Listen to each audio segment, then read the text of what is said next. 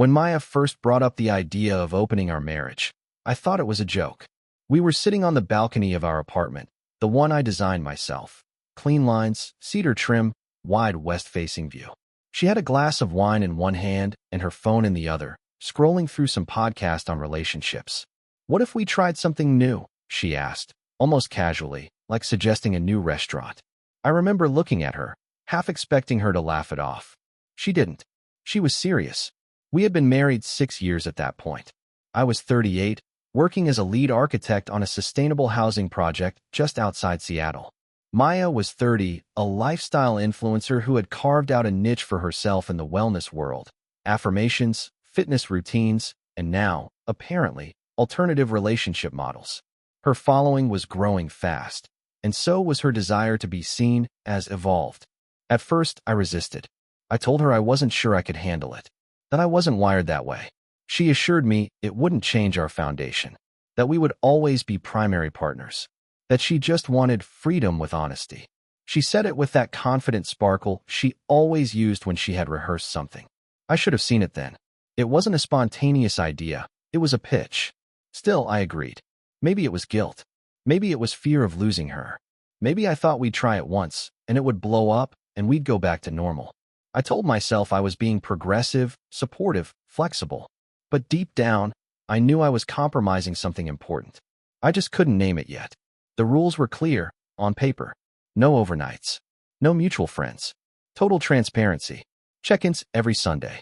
We even joked about scheduling board meetings to evaluate how it was going. For a while, nothing much happened. A couple of flirtations, some texts she showed me, a few nights when she went out and came back tipsy, smiling, claiming it was just drinks. I didn't push. I didn't want details. I didn't want to know if she was lying. I never acted on the agreement myself. I told her I wasn't interested, that it wasn't about other women. I had work, I had focus, I had enough. She said she admired that, said I was anchoring us. In retrospect, that was her way of taking more space without guilt. Every time she thanked me for being steady, it was another way of excusing herself for drifting. Then, about 11 months in, she sat me down on a Wednesday night and told me she was pregnant. Her voice was trembling, but her eyes were locked on mine, searching, measuring. "It's yours," she said, before I even opened my mouth. I counted everything. I was careful. I nodded slowly. I didn't argue. I congratulated her. I hugged her. But something in me went quiet. Not suspicious. Just still. Like a man listening for a leak in the walls. She acted like everything was normal after that. Posted about the beauty of motherhood. About how love could take unexpected forms. She used phrases like new life path and cosmic timing. Her following doubled. She had a glowing maternity shoot at 10 weeks. Sponsors reached out. One of her reels hit 1 million views. Meanwhile, I was back at the office, running blueprints and triple-checking load-bearing walls, trying not to think about the growing sense that something was off. The more she embraced the pregnancy, the more I pulled inward. Not out of resentment, but out of instinct. I started noticing little slips. The timing of her cycle didn't match up with what I remembered. Her phone was more guarded. The name, Zeke, popped up once in her messages. Just a comment, a tag, but I remembered it. A barista at her favorite coffee spot. Young, lean, full of tattoos and smirks. The kind of man she would have called fun energy in her old posts. I didn't confront her. I didn't accuse. I just waited. Watched. Thought.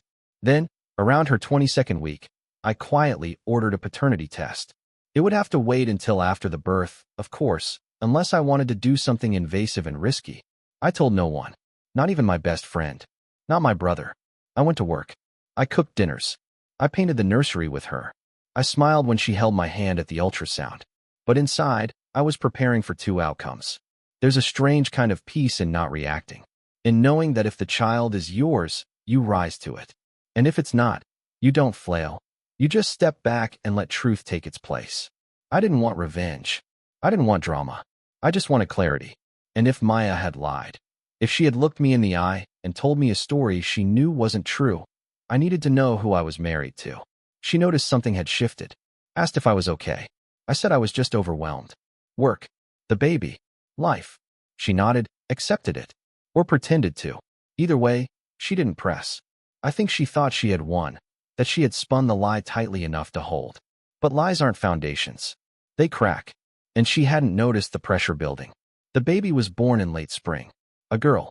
Beautiful. Dark eyes, soft curls. Maya cried when they placed her in her arms. I stood by the bed, watching both of them, wondering what parts of myself I was supposed to see reflected there. I held her, kissed her forehead, said all the right things, but I didn't feel what I wanted to feel. Not yet. A week later, I took the swab while Maya was in the shower, sent it off, waited in silence. 17 days later, I opened the results on a Tuesday afternoon in my office. I stared at the screen for a long time. Not surprised, not angry, just resolved. She wasn't mine, and Maya had known. I didn't cry. I didn't throw anything. I didn't scream or storm into the room demanding answers. When the test result came back, and I saw the words "not excluded" next to the name of another man, my first reaction was stillness. Like a house after an earthquake, waiting for the aftershocks. I closed the browser tab, logged out of the lab's portal, shut down the laptop. Then I got up, walked to the kitchen, and made coffee. Just like it was any other day. Maya was upstairs, rocking the baby. I could hear her humming. She sounded tired but happy. A woman fulfilled. A woman who had built a world on a lie and now lived in it with flowers and lullabies. I watched her for a few minutes from the hallway, her body curved over the child, soft, almost holy. The image might have moved me once. Now it felt like watching a scene from someone else's life. I didn't confront her that day, or the next, or the week after. I wasn't ready. Not because I feared her reaction, but because I needed to be strategic. I've spent my life designing things that last. Homes, studios, city spaces. I know the cost of rushing into demolition without understanding the structure. So I treated my life the same way. Quiet planning. Careful reinforcement. No sudden moves. First, I called my lawyer. Not to file anything, just to talk. I told him I needed to understand my rights, should it come to that. We spoke about paternity laws, custody, property. He asked if I was sure. I said absolutely. He told me to stay calm, document everything, and above all, don't leave the home until I was ready to act. So I stayed. I played the role. I held the baby. I kissed Maya goodnight. I listened as she talked about her followers reacting to the birth photos, her plans for a new motherhood coaching series, a brand collab she was negotiating. She was thriving, or so she believed. She had spun herself into a goddess of renewal, and I was her quiet, supportive husband in the background. The man she had reduced to a character. Steady, silent, replaceable. I started transferring assets. Legally, quietly. I moved part of my savings into a trust. Shifted property titles to a holding company I'd set up years ago during a real estate project. I restructured my business account so that she couldn't touch anything tied to my firm. Every step I took was measured, documented. I didn't want revenge. I wanted freedom. The part that hurt most wasn't the child. It was that she'd looked me in the eye and told me it was mine. She had counted, she said. She had tracked everything. But you don't lie like that by accident. You lie like that when you've decided someone else's trust is worth less than your comfort. And still, a part of me waited for her to tell the truth.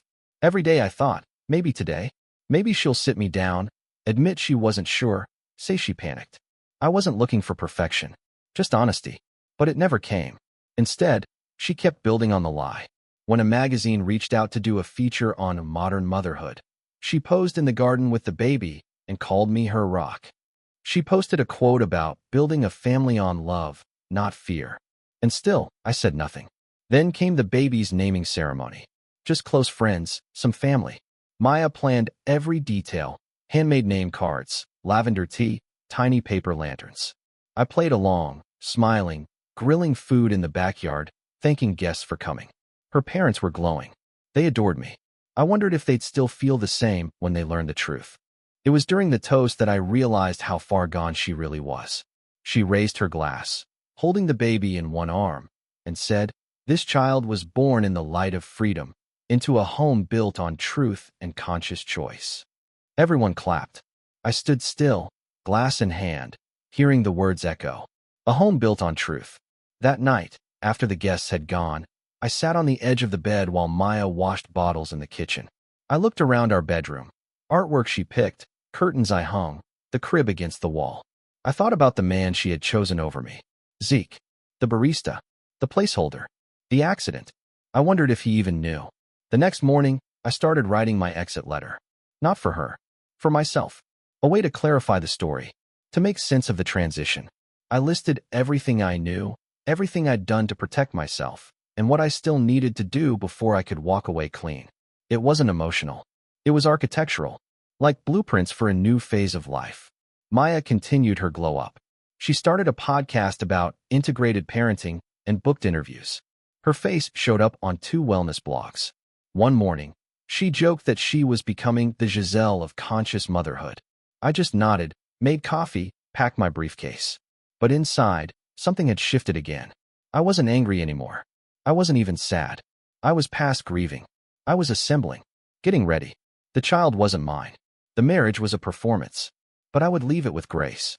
Because when truth finally enters a room full of curated lies, it doesn't knock. It burns the whole stage down. The moment I knew it was almost time to leave wasn't dramatic. There was no fight, no betrayal I hadn't already uncovered. It happened on a quiet Tuesday morning while I was pouring cereal. Maya was sitting at the kitchen island, scrolling through her phone, the baby monitor beside her. She didn't look up when she said, "I've been thinking about doing a solo retreat. Just 3 days. Me time. I need to reconnect." I stared at her for a few seconds, letting the spoon hover over my bowl. A solo retreat. After months of me doing the nighttime feedings, handling groceries, keeping the mortgage on track. After she lied about the child's paternity. After she crafted a story where I was the solid but invisible husband she had to rise beyond. She wanted to reconnect. Alone. I smiled. Said, "Sounds great. I'll hold down the fort." And I meant it. She had no idea that her little retreat would be the moment everything turned. The moment I transitioned from collecting evidence to taking action. She left on a Friday morning, suitcase in hand, all linen robes and essential oils. She kissed the baby and told me not to worry. Said she'd be journaling, fasting, detoxing, maybe even disconnect from my phone for a day or two, she added with a laugh. That part turned out to be true. She didn't post for almost 36 hours. While she was gone, I didn't throw out her clothes or change the locks. I didn't rage or pace. I worked, not at the office, but at home, digitally, legally, emotionally. I finished finalizing the asset transfers. I updated my will. I recorded a video journal, just in case. It wasn't angry, just clear. It laid out the facts, the timeline, the documentation. I wanted to be sure that if anything ever came back to bite me, the truth was preserved. I also met with my lawyer for the second time. He reviewed everything, nodded slowly, and said, "You're more prepared than most people ever are." I told him I wasn't just preparing for divorce. I was protecting my peace. He didn't argue. Maya returned Sunday night, glowing. Her skin was flushed, her voice soft, her smile automatic. I wondered if she had met someone else on the retreat. I didn't ask. It didn't matter. I had long stopped trying to track her affections. That wasn't the point anymore. I wasn't fighting for her love. I was removing myself from its counterfeit. That week, she scheduled a photo shoot for a new product line, Postpartum Presents. She asked me to take a few behind-the-scenes shots. I did. Framed them well. Sent them to her email. She thanked me without looking up. In her stories, she wrote, "Thankful for the support of my partner as I build this new chapter." No name. Just partner. I guess even online, I had become a supporting character. And that's when it hit me. This wasn't just a betrayal of trust or fidelity. It was a slow erasure. She hadn't just lied about the baby. She had written me out of the narrative. And worse, she'd rewritten me into something passive. An accessory. I decided to act the following Monday. That morning, I made breakfast. Fed the baby. Told Maya I had meetings all afternoon and wouldn't be home until late. She barely looked up from her phone. "Okay, love you," she said as I left. I drove to the attorney's office and signed the divorce papers. Then I drove to my parents' place, where I'd already set up a temporary residence. I unpacked my essentials, left the rest. That evening, I sent Maya a calm, factual email. "I know the child is not mine. I've protected my assets. The marriage is over. The paperwork has been filed. Please direct all future communication through my lawyer." I turned off my phone. She didn't take it well. There were 15 missed calls in the first 2 hours. Then came the texts. "What are you talking about? Is this a joke? Please call me." I waited until the next day, then replied with one sentence. "The paternity results are not a joke, Maya. And neither is the trust you broke. Her tone shifted fast. The influencer voice turned into pleading, then rage. She accused me of abandoning her. Said I was overreacting. That families aren't built on blood, but love. That I had failed her. I didn't respond. She tried to bring our mutual friends into it. Reached out to my family. Called my mother crying. My mother, bless her, said, "I'm sorry you're hurting, Maya. But Graham isn't a fool." That was the last time they spoke.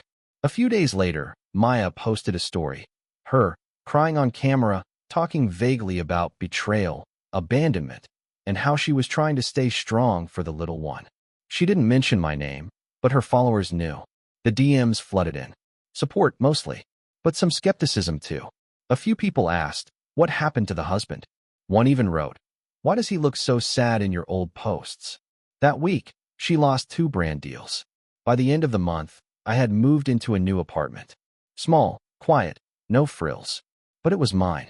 I started sketching again, not for work, just for myself. I met with a therapist. I ran in the mornings.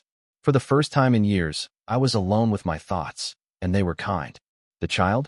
I think about her sometimes. Wonder if she'll ever know the full story. I don't hate her. She didn't choose any of this. But she isn't my daughter. And I refuse to let guilt tether me to a life that was built on someone else's lies. Maya tried to rebuild her image. She even posted a long caption about resilience after rejection. But the numbers were down. The glow was gone. The audience had moved on to someone else. I didn't need to ruin her. The truth did that for me.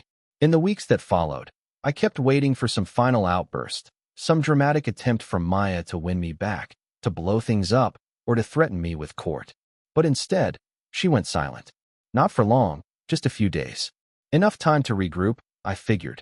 Her ego had taken a hit, but she was still a strategist. She would pivot, spin, recover, at least she'd try. I knew her patterns too well. Maya didn't collapse in the face of truth. She marketed it. So when she reappeared online, she did it like she always had, curated, composed, and half true. It's been a hard season, she said in one video. Life can pull the rug out from under you. But I believe we rise through transparency and grace. My journey is shifting, and that's okay. Not a word about me. Not a word about the paternity. Just coded language and a tear-lined smile. Carefully filtered and set to piano music. I didn't react. I didn't comment. I wasn't tagged. My lawyer forwarded a notice that she had responded to the divorce filing. She didn't contest the separation or request spousal support. That surprised me. For all her flair, Maya was pragmatic when she needed to be. I think she knew that pressing me for more would only open the door to public disclosure, and she couldn't afford that. Not now. Not with her online persona so fragile and dependent on the illusion of empowerment. I began adjusting to life on my own. The new apartment wasn't big, but it was mine. Clean space. No ring lights or recording equipment in the corners. No scent of sage or the faint echo of motivational voiceovers. Just wood, books, quiet, and me. At night, I slept with the window cracked, breathing in the cool air like it was something I'd forgotten how to appreciate. Some nights, though, were harder. Not because I missed Maya, I didn't. Not really. But because I had to mourn the version of myself who believed in her. The man who compromised, who bent, who stayed quiet to keep the peace. The man who thought love could survive without honesty. That man deserved better than how things ended. So I honored him by not rushing into distractions. No dating apps. No rebound flings. Just time. Space. Stability. Then, about 2 months post-separation, I ran into Zeke. It was by accident. I had walked into a new cafe in Capitol Hill, one Maya never frequented. He was behind the counter, apron dusted with flour, humming to himself as he pulled espresso shots. He didn't see me at first, but when he handed a drink to the customer ahead of me and looked up, recognition flashed across his face like a flare. "Hey," he said, uncertain. I didn't say anything. I just stared. He glanced around nervously. I guess you know." I nodded. "I know." He shifted his weight from one foot to the other. "Look, man, I didn't know she was married at first. She said you were separated." I raised an eyebrow. "During the months she lived in my house and used my insurance for prenatal care?" He winced. "Yeah, I didn't know it was that serious." I let the silence stretch. He fidgeted. Behind us, the espresso machine hissed like it wanted to fill the gap. I'm not trying to make excuses, he added. It was stupid. And I'm not trying to be a dad or anything. I haven't seen her since the baby was born. That surprised me. You're not involved at all. He shook his head. She told me she was going to raise the kid with her husband. Said she didn't want to complicate things. I almost laughed. Almost. I didn't curse at him. Didn't throw a punch. I just nodded again and said, "Thanks for confirming." Then I walked out. Zeke wasn't the point. He never had been. He was just the latest in a long pattern of Maya, choosing chaos and calling it liberation. And while she was out there branding herself as a spiritual phoenix, she had cut off the man who gave her everything and discarded the one who accidentally gave her a child. Back at my apartment, I sat with that conversation for a while. Let it settle. It didn't change anything, but it reinforced what I already knew. I had made the right decision. Weeks turned to months. The divorce finalized quietly. No court appearance, no drama. Just a few signed papers, a stamp, and a file folder I didn't need to open again. I changed my emergency contacts, updated my health insurance, and took her name off everything. The digital erasure came last. Deleted photos, archived emails, unfollowed her socials. Each click felt like wiping fog off a mirror. Then came the call from a mutual friend, Sarah, someone Maya used to film content with. She sounded hesitant. "Graham, I just wanted to say, I saw your name in a few comments online. Some people are asking questions." I sighed. "Let me guess, Maya's narrative is cracking." Sarah hesitated. "Yeah, a few old fans are pushing back, asking where you went, what really happened. One of them dug up your firm's website. They found your press photos and started comparing timelines. It's getting messy." "Let them ask," I said. "I'm not responding." "I figured you wouldn't," she replied. "But I thought you should know." I appreciated the heads up, but I wasn't worried. The truth had its own gravity. It didn't need me to defend it. It just needed time to be seen. Maya never reached out directly again. Not once. No apology. No confession. Not even an attempt at closure. She tried to erase me the same way she had built me into her image. A silent prop. Useful until no longer marketable.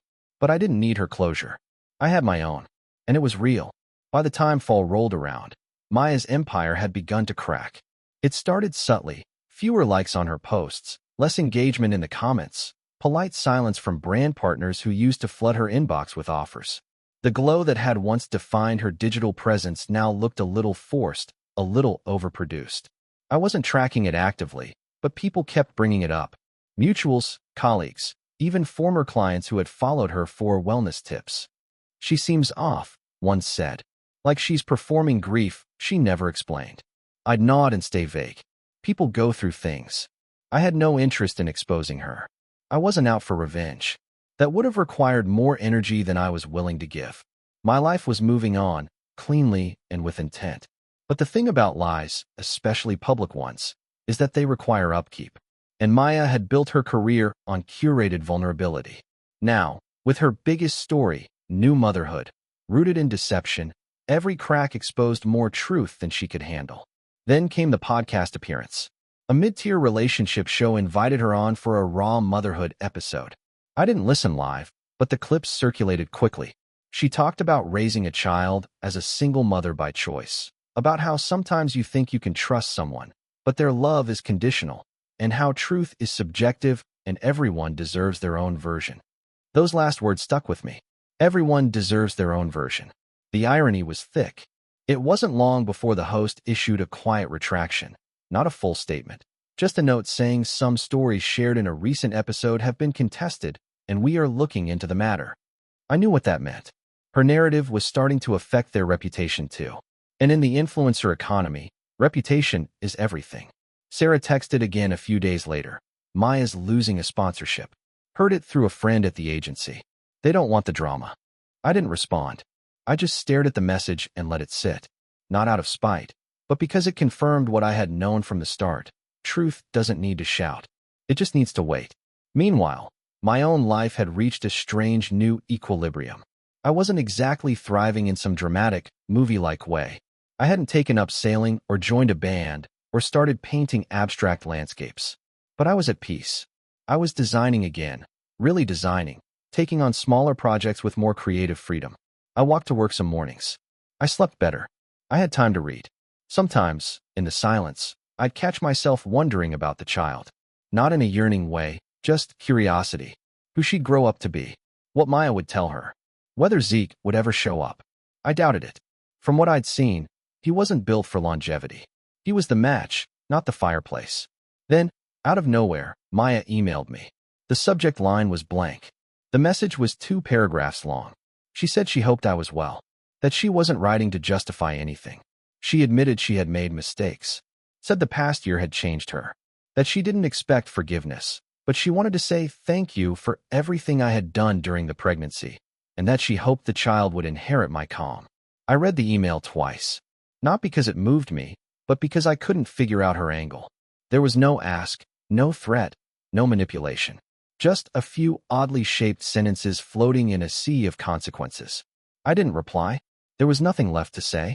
She had already taken everything she wanted. And what was left, the wreckage, was hers to live in. After that, things settled again. I heard less and less about her. Her stories grew sporadic. The glow was gone. She posted less about empowerment and more about healing, the last refuge of the performative self. Her follower count dropped. One brand quietly scrubbed her profile from their ambassador page. I heard she was considering moving to Portland for a fresh start. Meanwhile, I stayed in Seattle. Built a life that wasn't built on performance. I reconnected with old friends I'd neglected. I volunteered once a week, taught design workshops at a local youth center. Nothing flashy. Nothing broadcast. One night, after a long week, I sat on my balcony and opened the notebook I kept for sketches and quotes. I flipped through pages of half-formed buildings and scribbled lines. Then I wrote something new. She tried to narrate me out of my own life. But silence wasn't consent. It was strategy. I put the pen down and watched the city lights flicker. This was my story now. Winter came quietly that year. No big storms, no sudden freezes, just a slow settling into cold and stillness, the way a city exhales after holding its breath too long. I liked it. It matched the mood of my life. No drama, no high-pitched turns, just a soft, inevitable quiet. By then, Maya had all but disappeared from my radar. Her posts had trickled to a stop. Her sponsored content evaporated. The audience she once courted had moved on. It turns out that even the most curated story can only hold attention for so long when the seams start to show. Especially when there's a child involved and questions about paternity swirl behind every filtered photo. I didn't gloat. I didn't send anyone screenshots or point and say, see? I didn't need to. The truth had done its job. It had followed her quietly and thoroughly, dismantling the fantasy she'd spent years constructing. Not out of malice, but inevitability. You don't lie about life's foundation and expect the roof to stay up. And as for me, well, I was better.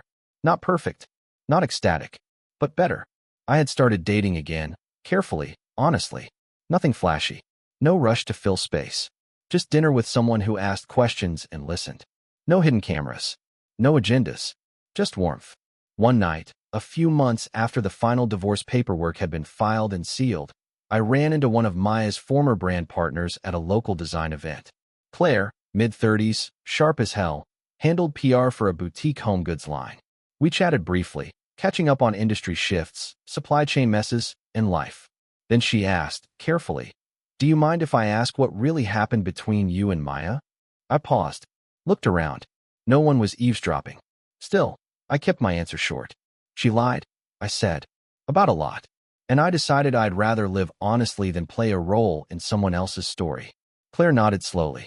Well, you were always the real deal. Some of us noticed. I smiled. Thanks. That's more than enough. And it was. After that, I started writing again. Not for an audience, just for me. Small essays, memories, sketches of days I didn't want to forget. I wasn't trying to make sense of the past anymore.